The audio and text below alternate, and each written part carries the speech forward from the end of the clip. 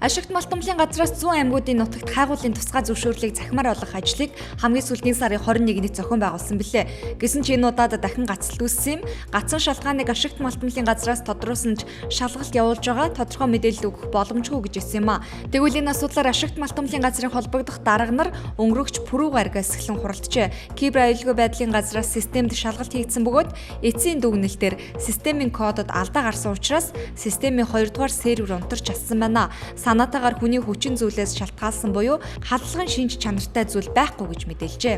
Шудраг өрсөлдөөн хэрэглэгчийн төлөө газраас өчигдөр зарим сэдвээр мэдээлэл хийжээ. Үүний нэг нь төрийн өмчөд их сургуулиудад шалгалт явуулсан талаар байв. Тус газраас сургуулиудын удирдлагад төлбөр нэмсэн шалтгаанаа баримт нотлохойтой тайлбарлах боломжийг олгож албан шаардлага хүргүүлсэн ч одоогоор нэг ч сургуулийн захирал дээрх шаардлагад хариу өгөөгүй байгаа гэх мэдээлэл өгчээ. Тиймээс албан шаардлагын хариуг хүлээж авах хугацаа дуусангууд шудраг өрсөлдөөн хэрэглэгчийн төлөө газраас ихтэй сургуулиудад өндөр хэмжээний торгууль тавих хүртэл арга хэмжээ авна гэж мэдэгдсэн байна.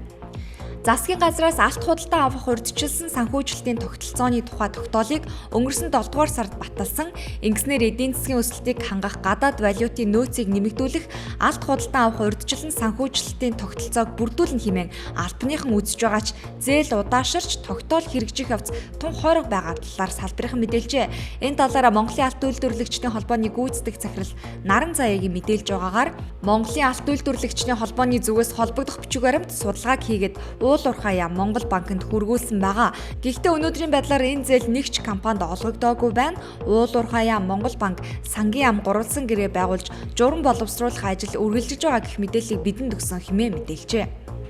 Эдийн засгийн элтууд байдлыг дэмжих тухай хуулийг хэрэгжүүлж нуун дарагдуулсан хөрөнгө орлого үйл ажиллагааг ил болгох ажлын бэлтгэл бүрэн хангагдсан хэмээн албаныхан өчигдөр мэдээллээ. Чиглэл бүхэн яам агентлагуудад мэдээлэл зөвлөгөө өгөх утас байршуулан ажилтнуудтай гэрээ байгуулж нууцын зэрэглэлтэд ажиллах бэлтгэл хангасан байгаа талаар албаныхан мэдээлсэн юм. Энэ сарын 22-наас 23-ны өдрүүдэд Улаанбаатар хотноо анх удаа хуралдсан олон улсын пресс клубүүдийн холбооны ерөнхий ассамбл олон чухал асуудал хэлэлцэж шийдвэрлэсний дотор Баяр сайхныг тус олон улсын байгууллагын ерөнхийлөгчөөр томилжээ.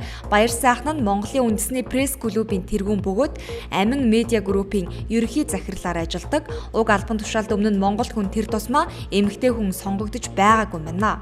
Гэрт нь гарсан галт өмрийн аюулаас төрсөн дүүгээ аварч биеийнх нь 80% түлэгдээд байсан Цэрэн тогтох хүү Улаанбаатар хотын гэмтэл савгч судлалын үндэсний төв бүгд найрамдах Солонгос улсын Хангасу эмнэлэгт эмчлүүлэн эрүүл сарвал болсон билээ.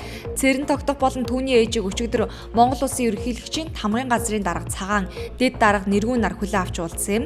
Ерөнхийлөгчийн тамгын газрын зүгээс өмнө нь сонгон найрхан дүүргийн удирдлагатай ярилцсан амьдрах газрын асуудлыг нь шийдэж өгсөн бол өчигдөр гэр хашаа авахтан зориулан буцалтгүй тусламж үзүүлж Цэрэн тогтох хүү түүний гэр бүлийнхэнд эрүүл энхийг хүссэн байна.